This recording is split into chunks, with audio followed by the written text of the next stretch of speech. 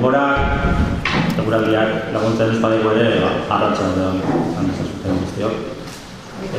Posta da, guretzat, gaur hemen egotea. Atzo hasi ginen, Ricardo Alberdi aste honekin, errefuxiatu kanpotarren inguruan, nahi egun gogoetaren inguruan. Ayer comenzamos una semana de reflexión en torno a la figura de los refugiados, con una reflexión profunda, buena. Y hoy, yo voy a ser breve, queríamos plantear una situación que no por ser leve o escondida deja de ser importante, ¿no? Nos referimos a la situación de tantas personas que tienen que huir de sus hogares, de sus casas, en el continente africano tan silenciado, ¿no? Os quiero presentar a Alfredo Torres Calles y a Berta Gaztelumendi. Mendiguren. Pero no pasa nada, Perdona. Que nos van a hablar de la situación de la República Centroafricana, que también conocen ambos. Y nos van a hacer la presentación, la proyección de un reportaje que creemos os va a gustar muchísimo y nos va a dar pistas para luego poder reflexionar. Yo le voy a dar la palabra a Alfredo. Muy bien. Lo pasamos por aquí. Bueno, muy buenas tardes. En primer lugar, agradecer, por supuesto, a Cáritas y a la diócesis, especialmente a Coldo, pues la atención que ha tenido con nosotros para invitarnos a presentar este cortometraje documental aquí. Yo lo que puedo decir respecto a RCA, Retorno a ningún lugar, que es el título de este trabajo, es que apela a un conflicto muy poco fotogénico. Parece que no existe, por lo menos desde nuestra mirada eurocentrista, porque existir existe y eso lo recuerdan muchísimas personas que lo sufren, ¿no? Que se ha presentado en Occidente en general, los medios de comunicación occidentales, como una guerra de religión. Cristianos contra musulmanes matándose en el centro de África. Es algo así como muy extraño, pero como muy propio, ¿no? de los países africanos, ¿no? Por lo menos eso es lo que nos dicen en casi todos los sitios. Sí, es algo normal. No es normal y además no es una guerra de religión como muchos imaginan detrás de todas las guerras y de todos los conflictos que se producen en los países africanos, pues hay otra clase de intereses, ¿no?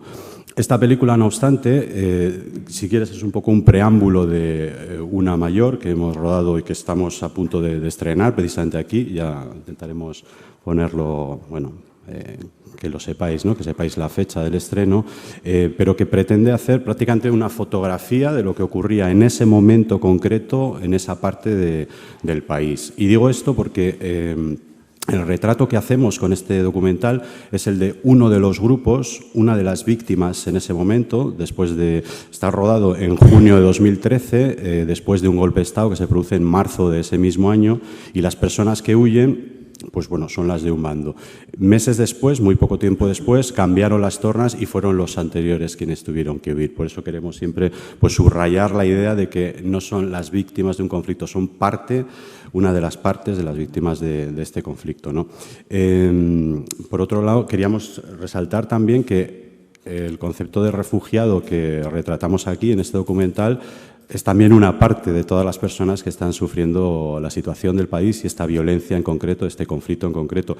Pero hay otras decenas de miles que son desplazadas internas, gente que se mueve de un barrio a otro, gente que se aloja en parroquias, por ejemplo, tanto musulmanes como cristianos, esto no importa, que muchas veces quedan fuera de toda la estadística, fuera de todas las cifras, que son en definitiva igual de víctimas y que sufren de la misma manera esta tragedia, ¿no?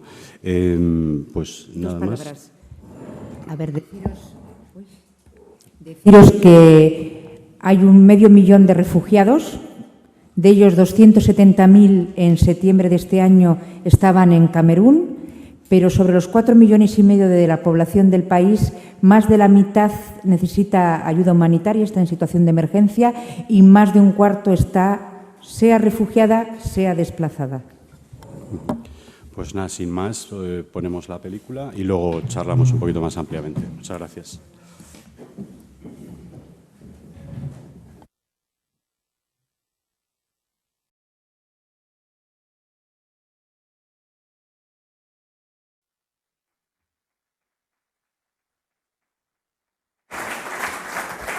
Muchas gracias. Se ha escapado. Estábamos comentando, os queremos poner el tráiler de la película de la que os hemos hablado antes, de Los párpados cerrados de Centroáfrica. Son 2 minutos y pico. Da una visión bastante más amplia de todo el conflicto y creo que será un buen preámbulo también para el coloquio.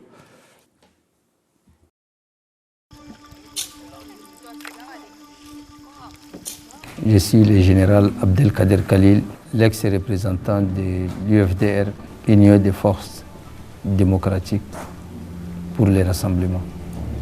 Todo el mundo, casi todo el mundo, sobre todo en las zonas de entre el distrito 3 y el 5, casi todo el mundo tiene armas. Oui, je suis caporal-chef Yekatom Rombo Alfred, chef du mouvement anti-Balaka des zones sud. Et c'est là où j'ai créé le mouvement anti-Balaka pour venir chasser ces mercenaires qui sont venus détruire notre pays. Là, c'est ma limite. Je ne peux plus traverser pour aller vers le kilomètre 5 parce qu'il fait déjà nuit. Je peux sortir de l'autre à tuer la nuit.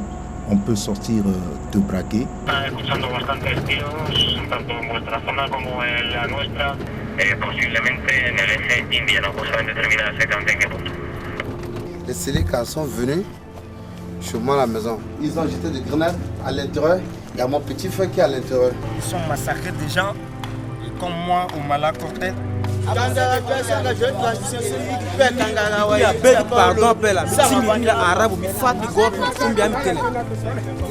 Je suis musulman, mais je suis victime de Séléka. Séléka, la Zalabia, on va anti-Balakala, la Balakaso. Tous les musulmans se sont armés, ils ont pris les armes entre les mains de Séléka. C'est ainsi qu'on a constaté que tous les musulmans sont des Séléka. Oui, parce que tous étaient armés. Pour avoir le travail à l'administration, c'est difficile pour un musulman ici. Pourquoi? Parce qu'il est musulman, donc un musulman est considéré comme un étranger ici en Centrafrique. Ce sont les hommes politiques qui nous ont transféré ce truc-là sur le terrain centrafricain. Parce qu'il y a eu des politiciens qui ont voulu instrumentaliser la fibre religieuse en disant que les musulmans sont les ennemis des chrétiens. Ils te donnent Z à des chrétiens, là, ils te donnent des armes, des machettes pour qu'on te décapite un musulman. Se habla mucho de esta clave de lectura religiosa de musulmanes contra no musulmanes. Y esto es completamente erróneo. La primera clave de lectura es económica, es la riqueza natural que hay en el norte del país y luego pues toda una serie de intereses económicos que hay en torno a todas estas cuestiones. L'institution judiciaire, l'institution policière, l'institution militaire en Centrafrique n'existe pas. Chacun fait sa loi. Les gens règlent ça entre eux. Les gens ont peur de l'autre à revenir dans leur quartier parce qu'ils se disent que quand il revient, qui va les sécuriser? Qui va les protéger? Hay, como veis, una evolución clara, ¿no?, entre el primer trabajo y el segundo. El primero, pues como os decíamos, pues es una fotografía, o es un momento puntual del conflicto, y lo que viene a continuación, en la siguiente película, de alguna manera, pues ya es, pues bueno, entrar en el corazón del conflicto, donde, como decíamos también al principio, donde uno lo primero que le llama la atención es que aquello que nos habían presentado como guerra de religión es otra cosa pues bastante distinta, ¿no? Queríamos hacer comentar algunas cuestiones respecto al primer trabajo, respecto al cortometraje Los Refugiados. Llegar allí es descubrir que es un mundo de varias generaciones de personas refugiadas. Las personas que están ahora mismo en ese campo, que son de etnia baya, que habían huido del golpe de Estado que habían dado los Séléka y unos meses antes, se encontraban con una generación anterior que había huido 10 años antes, cuando ese presidente depuesto, Bozizé, había entrado también a su vez en el poder mediante un golpe de Estado, y se encontraban cristianos y musulmanes, gente partidaria de un presidente y gente partidaria de otro, gente de una etnia, gente de otra. Es decir, el sufrimiento es muy transversal en la República Centroafricana, ¿no? Y prácticamente entre ellos, pues bueno, tiene un cierto nivel de comprensión extraño en el sufrimiento, y eso es algo que llama muchísimo la atención cuando uno se encuentra con testimonios aparentemente de enemigos tan unidos en el sufrimiento, ¿no? Deciros que, bueno, República Centroafricana, lo que es el actual territorio, que es desde luego un fruto del corte que se hizo en la época de la colonización, tiene más de 90 etnias, ¿vale? Concretamente, lo que habéis visto es, como se dice en el documental, la etnia Baya, que es la del antiguo presidente Bozizé, y la etnia Pel. Todo es muy fluido, porque esas fronteras son irreales. Y, por ejemplo, la etnia Baya ha ido a refugiarse en unos campos en donde la población también es en su mayoría Baya, digamos que vuelven a su territorio de origen, y la etnia Pel es una población que es nómada y que llegaban, bueno, siguen llegando hasta el límite ecológico de la transhumancia, que está al este del país de Centroáfrica. Entonces, es muy fluctúa mucho. Y el factor étnico, no solo el religioso, se ha utilizado en los diferentes golpes de Estado, entre paréntesis, desde 1960, que hay la independencia, solo ha habido 6 golpes de Estado y es el país del mundo que ha tenido más misiones de Naciones Unidas. Y en otros golpes de Estado, en este también, se han utilizado las diferencias étnicas. En este se decía, son esos extranjeros, los musulmanes, los rebeldes que han dado el golpe de Estado, la mayoría eran Runga y Gula, que son centroafricanos, pero es verdad que entre ellos había gente que venía de fuera, ¿vale? En el anterior golpe de Estado se dijo, son los Yacomá y los Sangó, las de las etnias del río, los que eran los extranjeros. En realidad, si nos ponemos a ser más papistas que el Papa, por ejemplo, los Baya, que se dicen los más de la tierra, llevan desde 1830. Los extranjeros de los rebeldes desde el siglo XVI. Los reales habitantes de ese país son los pigmeos, que llevan desde, imaginaos desde qué época. Y entonces, digamos que se va utilizando, los políticos van utilizando esos argumentos para su beneficio. Sí. De hecho, hay una cierta patrimonialización del poder que incluso lo entienden los propios centroafricanos. Veíamos algún testimonio de alguna persona que entendía que cuando entra un presidente, pues inmediatamente va a seleccionar de entre sus colaboradores a la gente de su entorno. Normalmente, pues bueno, hay muchos actos de nepotismo. Pues, todas las familias de todos los presidentes están bien colocadas, los amigos, la gente cercana, pero sobre todo también la gente de la propia etnia y la gente de la propia religión. Eso primero genera un rencor, genera un rechazo, porque parte de la población pues, se ve marginada de la vida social, de la vida política, económica, y ese rencor de alguna manera se va heredando y se va impregnando la gente de esa idea, de ese patrimonio del poder que tiene cada uno, ¿no? Entonces, de alguna manera, de la misma forma en que se asume, y puede sonar un poco bárbaro decir esto, ¿no? Pero que se asume que cada cierto tiempo me va a tocar escapar del enemigo, se asume también que cuando me toque a mí, el de enfrente tendrá que huir, ¿no? Y eso es bastante terrible. Sabiendo que esta patrimonialización del poder tiene también que ver con... son sobre todo unas etnias, las del río, las Yacomá y Sangó, las que dan la lengua nacional, que es el elemento de identidad común a todos ellos, son con las que el colonizador, que es el francés, que llega en 1889, es el último país que entran a colonizar, es con los que hacen ellos el trato y son los que, en su mayoría, los intelectuales del país. Cuando llegan estos al poder, pues igual tienes intelectuales. Cuando llegan los Baya, que son agricultores, lo que tienes son agricultores. Y puedes tener de director de la ENERK, de la Agencia de Energía, a una persona que es la que lee los contadores, mientras que el director, el ingeniero eléctrico, el doctor, está en casa pues viendo la tele, porque no puede estar ahí por el tema de que no es de la etnia de vida. Luego, señalar otra idea, ya y muy brevemente entramos en coloquio muy prontito. Estos elementos étnicos, tribales, nacionalistas también, bien promovidos y bien manejados por algunas personas de los distintos gobiernos, unido a ese victimismo de que me toca ahora ser víctima, me toca ahora ser el victimario, generan también deudas pendientes. O sea, la manipulación unida a la ausencia de canales buenos de información, canales fidedignos, canales creíbles de información, porque en Centroáfrica lo que funciona a nivel de información es principalmente el rumor, pues bien manejados esos elementos, hace que cada 10 años, prácticamente cada 10 años, como llegan las lluvias, pues llega un nuevo golpe de Estado del que pues, la mitad del país, por lo menos la mitad del país, va a sufrir, ¿no? Entonces es contra esos elementos contra los que en principio se tendría que emprender cualquier acción. En el país ahora mismo hay ejército de la UFOR, de la Unión Europea, ejército de los Angaris, ejército francés, ejército de la Unión Africana y algún otro ejército no declarado, en concreto de mercenarios estadounidenses, una cosa muy curiosa, ¿no? Y llegar a Bangui es como llegar a un parque temático de la ONU, es decir, es encontrarse con todas las organizaciones que conoces y las que no conoces, cientos de vehículos blindados, pues bueno, todoterrenos que pasan a toda velocidad entre la población. Y la verdad es que sorprende mucho, para alguien ajeno sorprende muchísimo, ¿no? Pero también te das cuenta de que es un país que propone, recientemente ha habido unas elecciones democráticas, propone un gobierno legítimo en un contexto en el que no hay censo, en un contexto en el que el 25% de la población está huida, está en el exterior del país, en un contexto en el que no hay medios de comunicación, en el que no hay seguridad propia, o sea, no hay, como se reflejaba en el teaser, no hay un sistema judicial efectivo, no hay un sistema de seguridad, ¿no? Entonces, bueno, desde mi punto de vista al menos, pues pretender que porque se le haya votado, porque sí. ¿Cuántas personas? ¿100 y pico mil? No, los que están, dices. Al nuevo presidente. El nuevo presidente han votado 200.000 personas.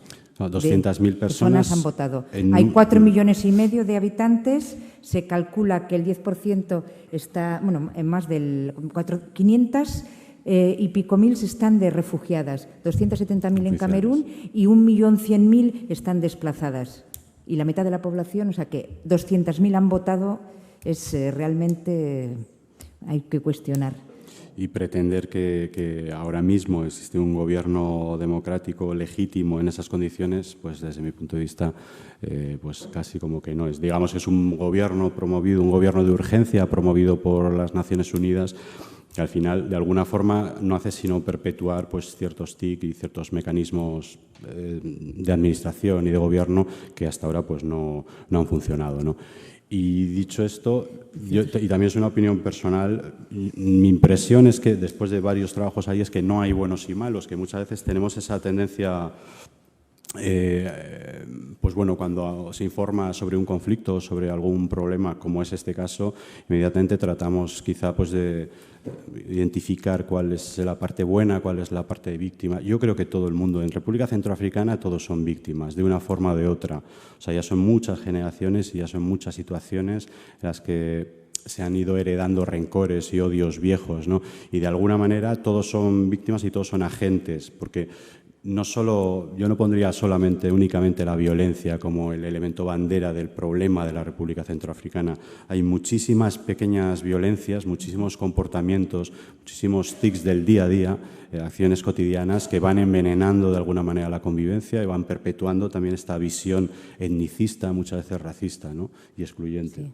Yo creo que Alfredo ha dicho antes que mucho de lo que pasa en Bangui va a través del rumor, el rumor como medio de comunicación, y tiene que ver mucho con ese día a día de, perdona decir, de cotilleo, que uno se pasa el día viendo lo que hace el vecino y hablando y aumentando la realidad de lo que es. Y viene mucho también del mecanismo que hay de envidia, que en cuanto uno sobrepasa un poquito, el grupo le intenta aplanar, bajar para abajo y se le acusa, por ejemplo, una cosa como ser mayor, pueden acusarte de que eres bruja simplemente por tener más edad, o sea, ser una persona más mayor. O puedes hacer que a un niño de tu coesposa que se ha quedado huérfano por el SIDA, como es una carga más, pues se le acuse de brujería.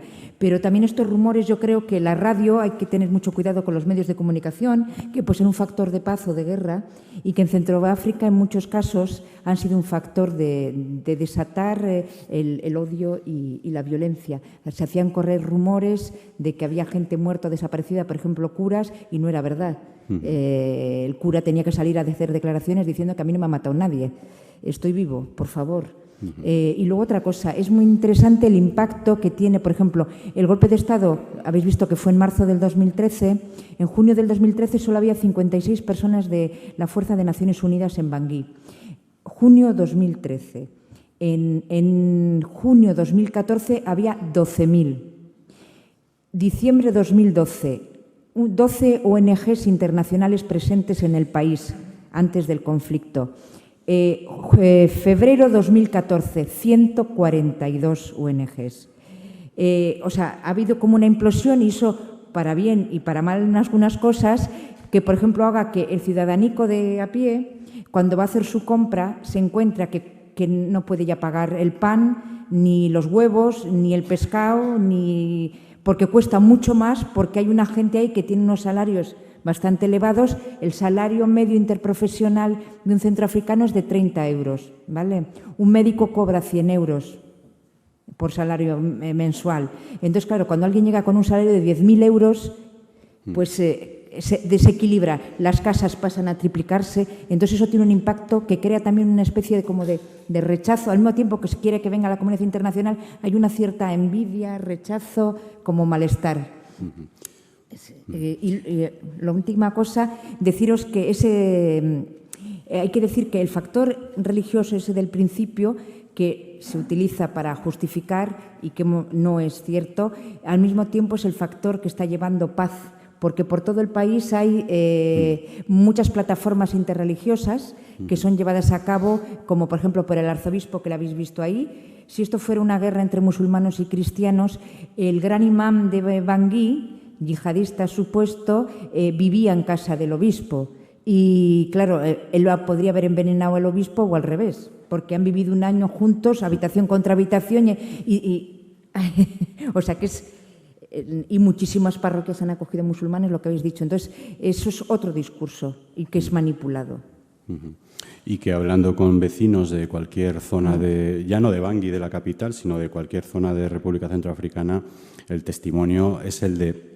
O sea, nosotros hemos convivido perfectamente, pero perfectamente, además desde hace muchísimo tiempo, unos y otros, y sin ningún problema. Es un poco lo que comentábamos antes, o sea, esa ausencia de información buena, o sea, esa desinformación y ese país de rumor genera monstruos, ese monstruo que hace que alguien pues con cierta habilidad para manipular la información pues convierta en enemigos a gente pues que hace muy poquito pues convivían pacíficamente. Luego hay otra cosa muy muy importante en este país, muy importante, o sea, un elemento que impide la cohesión radical, que son los asaltantes de las barreras del camino que llaman allí. Es decir, para hacer un recorrido en la zona oeste, Yacadumá, es donde está rodado el documental. Bueno, de Yacadumá, por ejemplo, hasta Bangui, igual que de Bangui, la capital, hasta Bangassou, en el este, puedes encontrar en ese trayecto 20 barreras de pago arbitrario, 20 barreras, una es de selecas, otra es de antibalacas, otra es de bandidos. Nadie sabe quiénes son, sí. Pero 20 barreras en las que en cada una de ellas vas a tener que ir pues, o entregando mercancía o pagando lo que les dé. Pero esas barreras estaban también antes de la guerra, ¿eh? Cuando tú te desplazabas por el país antes de la guerra, que yo he visitado todo el país, el que era occidental, el que era pigmeo o el que era musulmán, que se le veía por el bubú, igual no era musulmán, pero tenía un bubú, se te paraba para que pagaras un impuesto revolucionario, digamos, ahí, tenías que pagar. O sea, existía ya. Y sobre todo existía mucho en el noroeste, en la zona por donde pasa un gasoducto, porque los días que había paga se sabía y entonces venían los cortadores. Y luego hay otro conflicto, que no se habla en este conflicto olvidado, que es que en el este sigue estando CONI y la Lord Resistance Army, la LLRA, que secuestra niños, niñas y que sigue estando ahí matando gente en una pequeña sangría desde los años 80 en Uganda y que es un conflicto olvidado también. Bueno, con estas explicaciones que nos han dado, seguramente habrá respondido a algunas de las cuestiones que podamos tener, ¿no? Pero no queremos dejar de ofrecer un espacio, un ratito, por si tenéis alguna pregunta, alguna duda o algún comentario que hacer, ¿no? Veo que aquí hay gente de ONGs, de grupos de misiones, de congregaciones. No sé, si tenéis un interés especial en lo que hemos visto o queréis aportar algo, ahora es el momento, ¿eh? Hay un micrófono por ahí, por si alguien... No apuremos demasiado el tiempo porque luego vamos a cortar, entonces cuanto antes empecemos.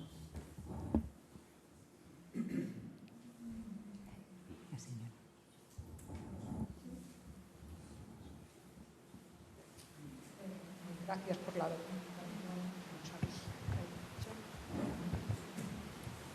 Pero yo quiero preguntaros, cuando habéis dicho que han acudido, hay 140, bueno, aproximadamente ONGs, ¿verdad? Y que hay, pues bueno, toda la gente de las Naciones Unidas, toda esta gente, claro, que tiene unos sueldos que ya sabemos todos, qué sueldos pero tienen. Pero yo ahora pregunto, las ONGs cuando van ahí, ¿qué tienen? ¿Un sueldo adecuado más o menos al país o el de Europa? Eso es una pregunta. Te puedes encontrar, a ver, de todo, no es adecuado al país, normalmente no hay, pero hay ONGs que tienen, digamos, de los sueldos más bajos, como pueden ser Médicos Sin Fronteras, pero luego te puedes encontrar algunas ONG americanas que tienes unos sueldazos increíbles. Tiene normalmente más sueldo la gente de Naciones Unidas, son los que suelen tener el nivel más elevado. Y las que no tienen, y luego también hay organizaciones que no tienen sueldo, son voluntarios, que se prestan allí. O sea, tienes de todo. Ahí. Lo que suele haber es que lo que ha ocurrido en otras veces que ha habido conflicto en este país es que las ONGs han aparecido y a un momento dado en que ya no había fondos para ese país han desaparecido y los únicos que se han quedado normalmente son los misioneros, porque ni huyen en el momento. Yo tuve que preparar la evacuación del personal español que había cuando el segundo golpe de Estado, el de diciembre del 2013. Y la gente de los misioneros que tuve que preguntarles, a Monseñor Aguirre, a todos, ¿alguien se va? Ninguno. O sea, ¿cómo nos vamos a ir ahora? Hemos venido por este pueblo, no nos vamos a marchar. Y normalmente, claro, luego es normal, las ONGs tienen sus protocolos de seguridad, no pueden poner en riesgo la vida de nadie de la gente que llevan, no van allí para morir. Una pregunta muy concreta. En distintos conflictos nos han llegado noticias de comportamientos pues muy preocupantes, muy graves de las tropas de Naciones Unidas. ¿Qué podéis decir a ese respecto de la experiencia de allí? Ya, me imagino que te refieres a la acusación a los militares franceses, los hangaris, en el campo de refugiados del aeropuerto. Mira, hay dos cosas importantes. Una, que no sé exactamente la cantidad de militares, pero te aseguro que es espectacular. O sea, de muchos países. Antes, una pequeña idea, ¿no?, que se me había pasado antes. El LRA de Joseph Kony ha secuestrado a muchísimos niños durante una época, niños que han sido, gracias a Dios, pues reciclados de alguna manera, han sido recuperados y el propio gobierno de Uganda los integró en sus fuerzas armadas, ¿no? Estos niños, adolescentes, habían cometido abusos entre la población a la que atacaban y hay población que se ha encontrado con estas personas, ya adultos, ya soldados uniformados, protegiéndoles cuando 10 años antes habían sido los mismos que... O sea, se dan paradojas en este país espectaculares. Este es un ejemplo, ¿no?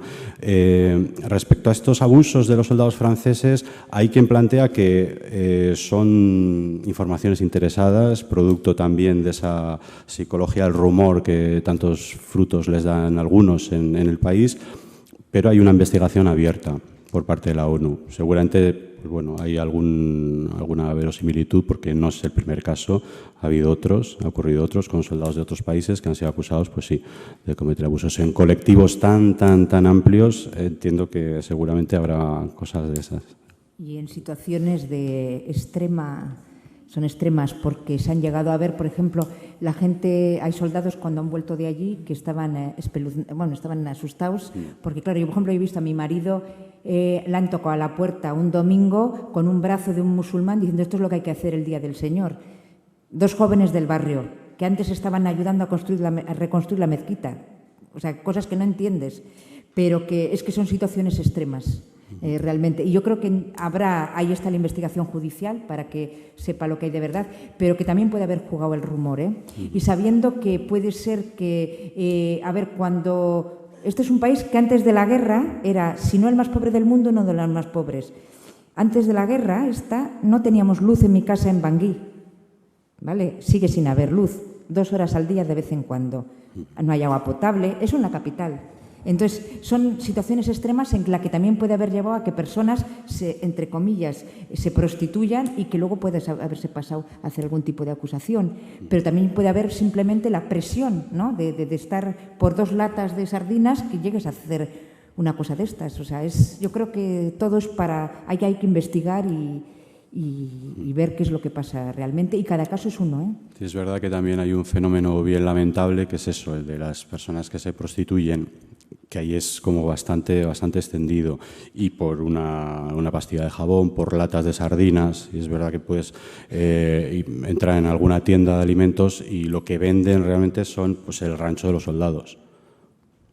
Y eso es una moneda de cambio de lo más normal, ¿no? Y por desgracia está a la orden del día. O sea, hay un nivel de deshumanización en el país bastante importante, teniendo en cuenta pues la situación de necesidad, ¿no? Enhorabuena por el documento y por el trabajo que hacéis. A mí me gustaría preguntaros un poco cómo veis, hablando de los refugiados, de las refugiadas, en este caso pues habéis presentado la realidad, ¿no?, de estos refugiados en Camerún.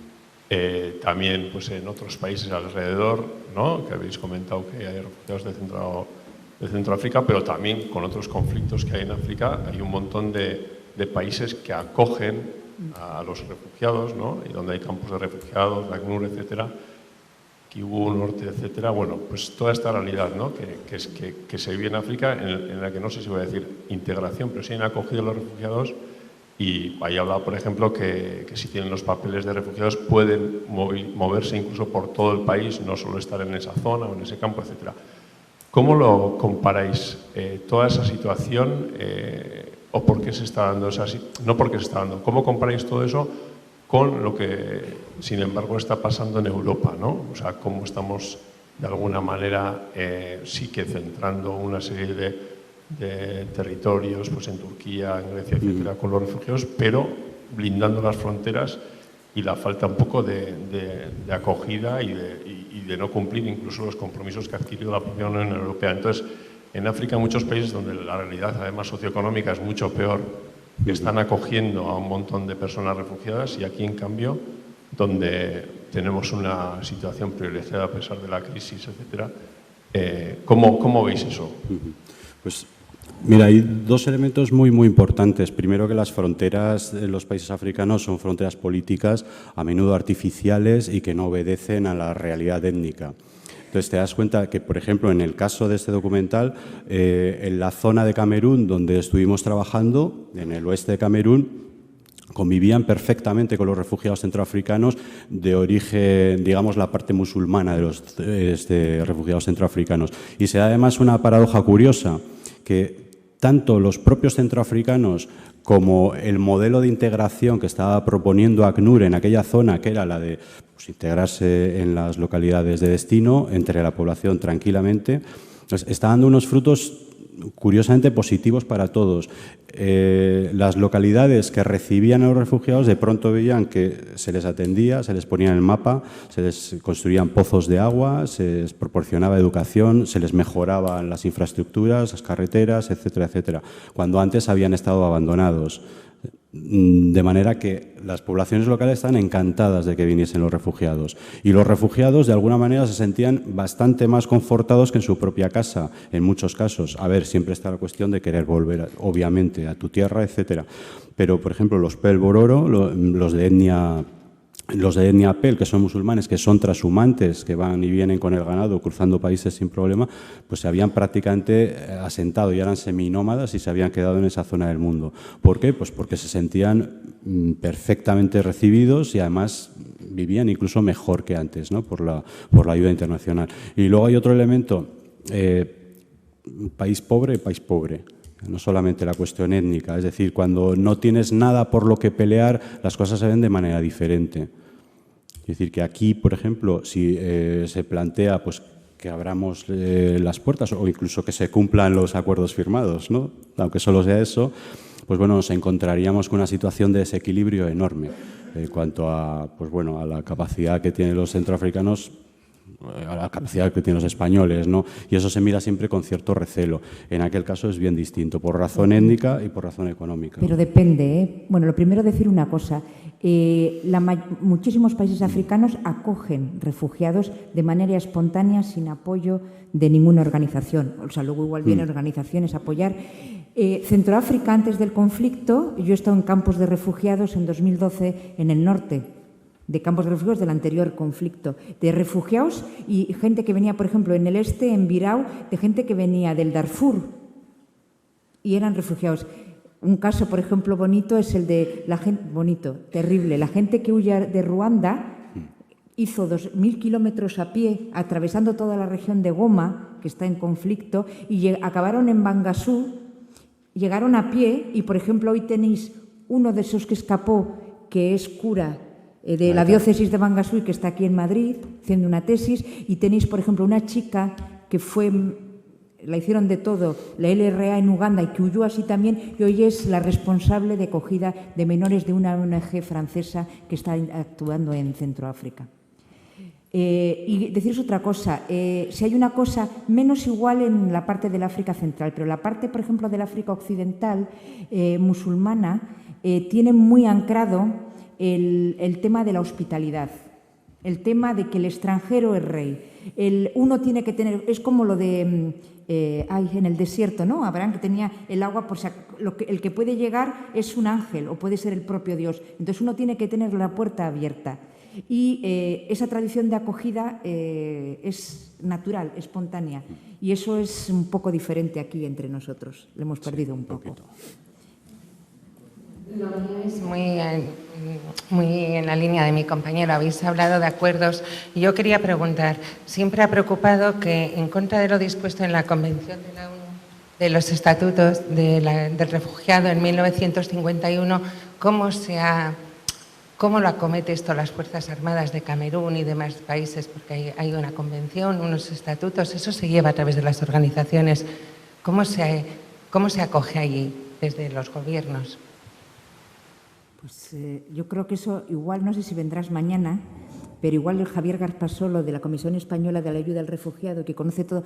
No, yo, por ejemplo, yo soy antropóloga y todo lo que es a nivel legislativo no te puedo decir. Yo he trabajado con refugiados, pero he trabajado con refugiados en una ONG y no ocupándome de toda la parte administrativa o aquí acogiendo a refugiados en Francia. Yo no te podría decir exactamente cómo se pasa. Sí, solo un detalle. En la República Centroafricana no hay fuerzas armadas y no hay policía. O sea, se disolvieron con el golpe de Estado en marzo del 2013 y no hay más autoridad que la autoridad internacional de la ONU, por ejemplo, y de la UFOR. Y la poca que se está formando ahora, suele ocurrir el fenómeno como ocurre a veces con los médicos. Hay pocos médicos en el sistema local, pero acaban trabajando igual porque los salarios son diferentes en una ONG internacional, ¿no?, que está presente allí. Que aquí también ocurre. Hay, por ejemplo, el jefe de los bomberos, que era un gran militar allí, ha acabado trabajando, en vez de militar con centroafricano, está trabajando en la BINUCA, en las Fuerzas de Naciones Unidas. Hay también drenajes de las... Sí, MINUSCA. Antes era la BINUCA.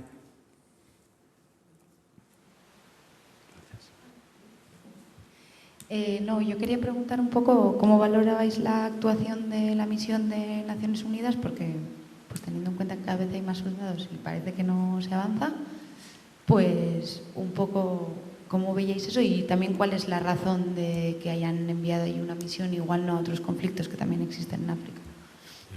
Antes de responder, vamos a ir terminando. Si alguien tiene una pregunta que hacer y quiere hacerla, que la haga, pero vamos a ir terminando, ¿vale?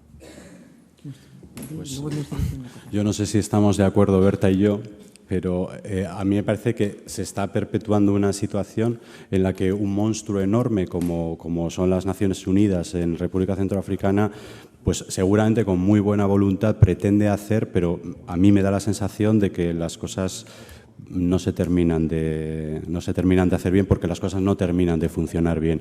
Antes de las últimas elecciones, de hecho, impusieron una presidenta temporalmente, una presidenta de transición que llamaron, y de alguna manera gestionaron ellos el país a través de esta presidenta. Quedó tan erosionada la imagen de Naciones Unidas y quedó tan perjudicada por esa gestión que lo que antes era un reclamo mayoritario por parte de la población de que venga a las Naciones Unidas a ayudarnos, etcétera, ahora se ha convertido casi en todo lo contrario. Donde antes veías Vive la France y veías carteles de apoyo, de adhesión a las fuerzas internacionales, ahora lo que ves es, largo de aquí, fuera, ataques que antes, por ejemplo, no se veían, ataques directos hacia ellos, etcétera. Entonces, bueno, yo entiendo que es muy complejo, porque este es un problema poliédrico, denso, complejo en sí mismo y muy difícil de abordar por parte de las Naciones Unidas, cuando muchas veces los mandatos son pues para repeler una agresión, por ejemplo, y hasta ahí no puedes llegar, ¿no? Muy brevemente, en muchos casos te encuentras con que a lo que se puede limitar Naciones Unidas es a quitarle las armas a los civiles que las tienen y las llevan por la calle, pero nada más. Sus propios ataques, o sea, ataques entre barrios, entre gentes del mismo barrio, pues quizá no pueden hacer nada porque no tienen mandato. Las fuerzas de la ONU están muy desprestigiadas, la política de las Naciones Unidas allí está muy desprestigiada también. Y es ya opinión personal y muy brevemente, yo creo que si la propia población centroafricana no se pone de acuerdo, difícilmente desde fuera, con políticas basadas en intereses de otros países, se va a poder llegar a algún sitio. Yo creo que la esperanza a largo plazo de Centroáfrica son los propios centroafricanos.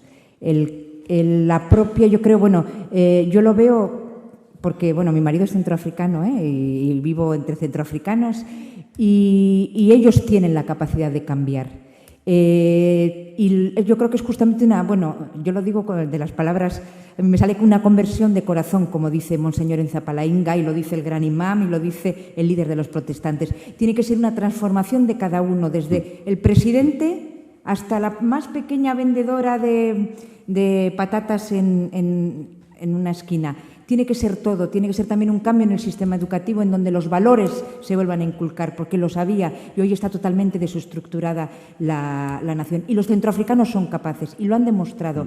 El año pasado lo demostraron el 29 de noviembre, cuando toda la comunidad internacional pensaba que se podían cargar al Papa con la visita que iba a venir y François Hollande llamaba al Papa para decirle no vayas, que no te vamos a proteger. Fueron capaces, musulmanes y cristianos, Yacomá y Bayas, todos, no teniendo ni idea de protocolo, de poder defender al Papa, y no pasó nada, solo pasó la gente saltando de alegría por las calles, la gente, y fueron capaces. Y eso es posible, pero para eso se tiene que luchar contra el rumor, contra las envidias, y ellos son capaces.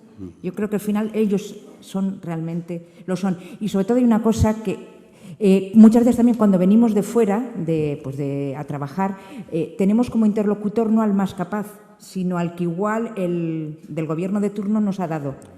Y en ese país hay mucha gente en las esquinas de los barrios sentada, tocándose la nariz, porque como no era de tal, no le han tenido como interlocutor. Y ese país es capaz.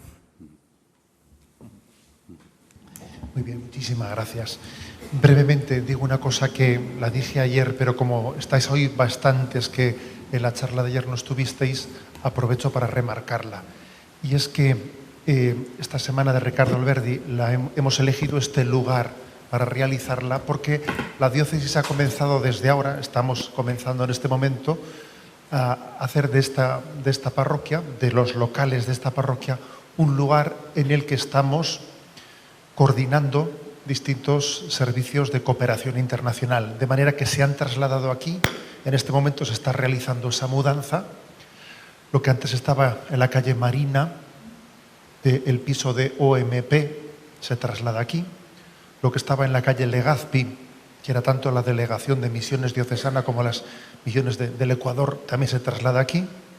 Y también se traslada aquí lo que estaba en la calle Salamanca de Caritas Internacional. A Koldo Muro le hemos nombrado como responsable de esa coordinación de la cooperación internacional. Pero aparte de que esos tres organismos principales están aquí, ¿por qué hemos querido hacer esto? Porque me parece que es muy importante mostrar un rostro coordinado de la cooperación internacional. También él ha sido nombrado delegado de misiones sustituyendo a don Juan Cruz Juaristi, que se ha jubilado ya, que fue misionero en Ruanda y se ha jubilado ya con 83 años. Y me parece que quisiéramos que esta casa fuese una casa de todos aquellos que en asociaciones, en movimientos, de cooperación internacional, pues lleváis adelante vuestros carismas. Deciros que tenéis esta casa a vuestra disposición, con los medios que tiene, como este salón de actos, como otras posibilidades, y decir que me parece que sería importantísimo que hubiese una comunicación pues mucho más estrecha y cercana, pues quizás teniendo a Koldo como punto de contacto entre nosotros. Me parece que mi experiencia como obispo, os puedo decir, es que un obispo pues conoce en el seno de la Iglesia muchas realidades que son muy ricas, pero a veces muy poco coordinadas y casi sin tener noticia unos de otros. La Iglesia tiene una riqueza de carismas impresionante, pero posiblemente nuestra tarea pendiente suele ser la de la comunión y la de la coordinación. Por eso hemos elegido esta casa con esa finalidad y con ese proyecto e intentaremos sacar toda la sinergia posible de este momento y de este paso que hemos dado. Bueno, pues muy bien, creo que tenemos ahora reservado un pequeño plato final. Sí, bueno, agradecemos mucho a Berta y a Alfredo la aportación. Ojalá que los párpados abiertos cerrados de Centroáfrica lo podamos presentar aquí, abundando en la idea de don José Ignacio, este espacio, este salón, que esté abierto para todos, que esté abierto para todas las organizaciones, para todas las sensibilidades, para todas las realidades de misiones, de cooperación, ONGs, en colaboración con la parroquia, a la que hay que agradecer de todo corazón la disposición. Ahora vamos a terminar. Os vamos a proponer, a los que queráis, acercarnos un rato a la iglesia. Vamos a ir por el pasillo para no salir a la calle, y vamos a tener un rato de oración que nos lo va a dirigir Herman, un sacerdote de Benín que está en este momento entre nosotros, y vamos a tener un rato de oración para reflexionar sobre lo que hemos visto y oído.